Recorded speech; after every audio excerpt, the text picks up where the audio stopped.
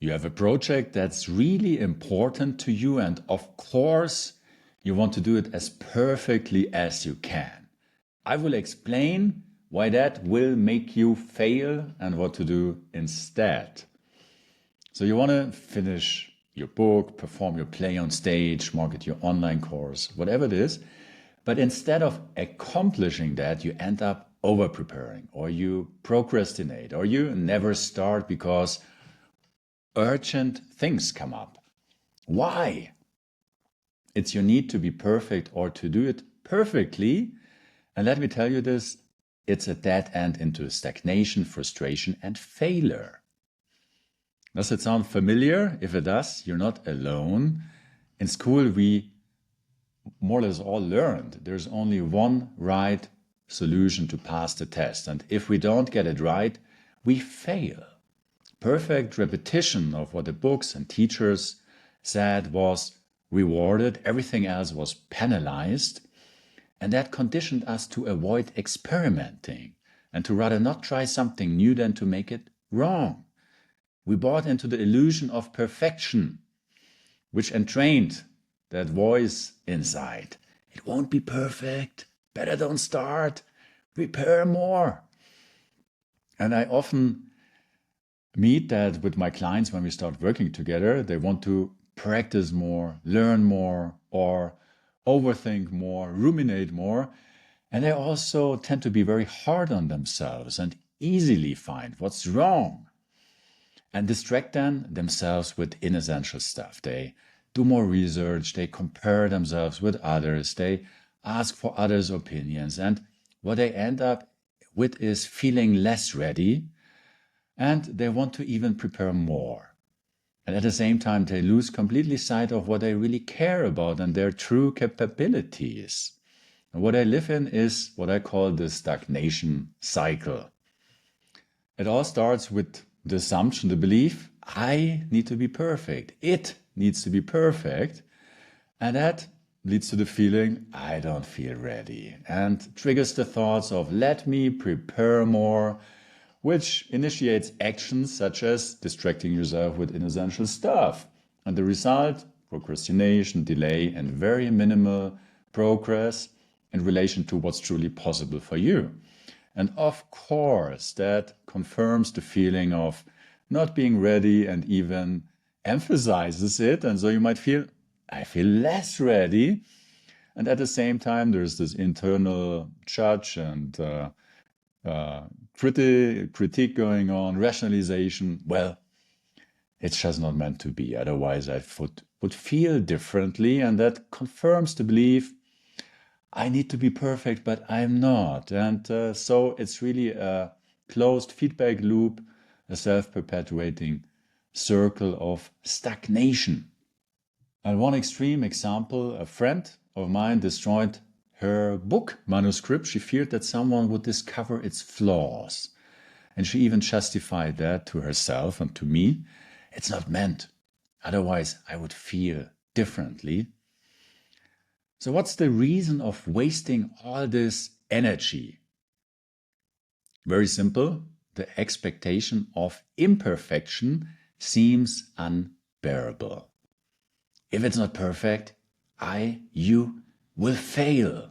People will ridicule you, laugh at you, criticize you, and that paralyzes you. And so you, as many others, want to make sure to avoid that situation and revert to the safety of the stagnation cycle, because it's meant to keep you safe where you are in your comfort zone. And so if we avoid imperfection, it really begs the question, does perfection even exist? And let me dispel that myth once and for all. Perfection doesn't exist on planet Earth, and it's very easy to prove that. Look at the great arts, the wonderful creations out there, books that move you. They are not perfect. If you study them carefully, you will reveal unique imperfections and small irregularities, which in fact contribute to their beauty and uniqueness. However, what all masterful creations have in common is soul and craftsmanship. And so think about this. If even masterpieces, after years of devotion, craftsmanship, are still imperfect, how could doing something for the first or second or 100th time ever be? And at the same time, many imperfect things work and are beautiful. And that's also very easy to prove. I have 3 dogs. They don't listen perfectly, I can assure you that. And at times, especially one of them gets his zoomies. No, he's running around, getting a little bit crazy. And once in a while, he destroys things. My classes, for example, just recently. So they're definitely not perfect, but they are alive. And I adore them. I love them.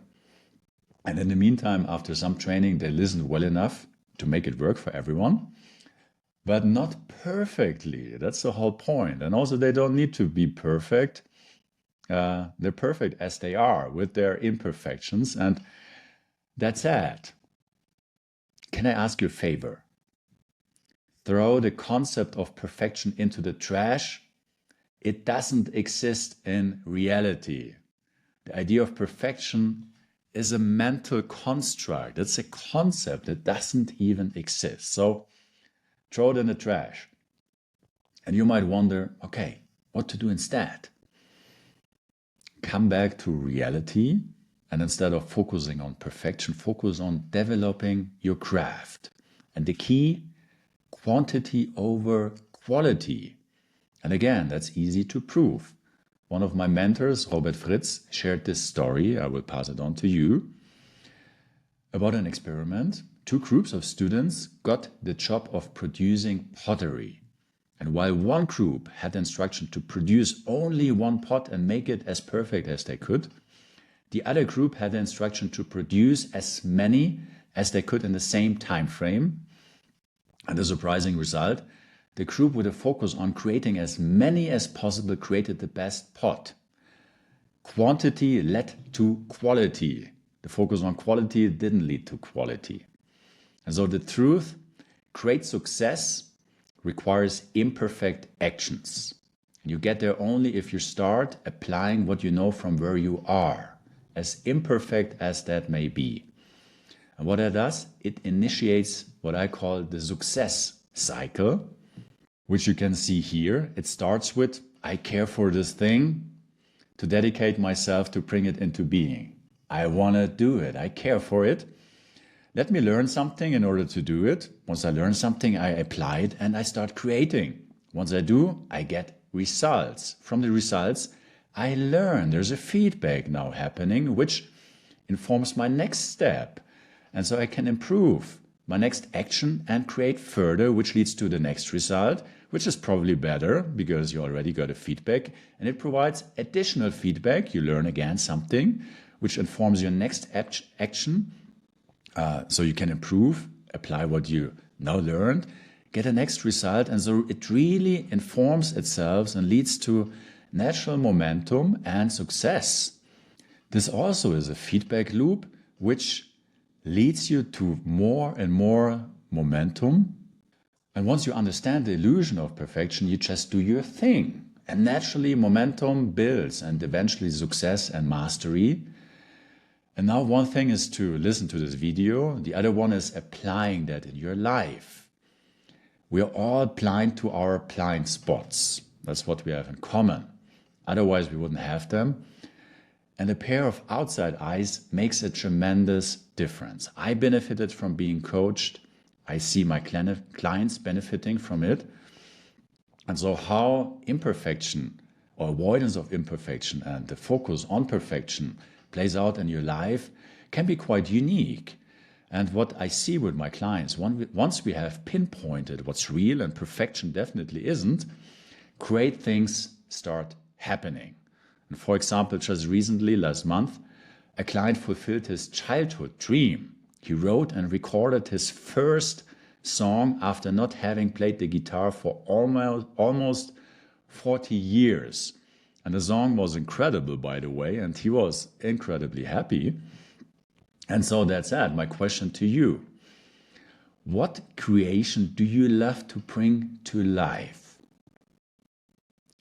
Go for it.